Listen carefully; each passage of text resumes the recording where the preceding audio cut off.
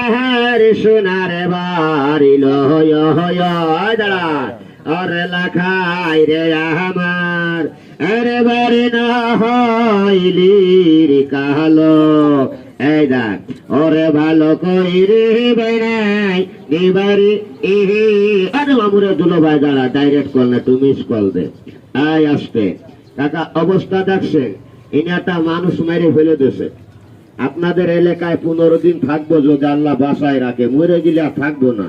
তাই আপনারা বাসা বাড়িটা পরিষ্কার রাখবেন। যদি কারোর ঘরে বাসায় দেখা যায় খবর দেবেন, কম বেশি ফাঁস খরচ করতে হবে পয়সা, এমনি কেউ সাপ ধরবে না।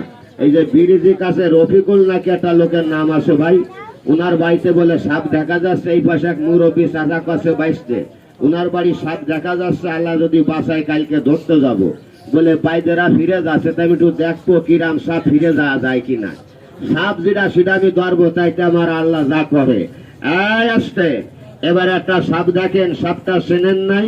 সাপটার গায়ে কাটা, 2টা মুখ 1টা মাথা, আর ইনি আবার একটা গরু মেরে ফেলে দিয়েছে। ছোট একটা সাপ দেখেন, কিন্তু আসতে সাপটা ছোট কাম করেছে বড়, আর ইনি মারছে মানুষ কাকা। আসতে ওঠো, ইনি যে দেখেন লেজ নাই বাবা, ইনি যে মেয়েটারে কামড় দিয়েছে, মেয়েটা গল লেপতেছে।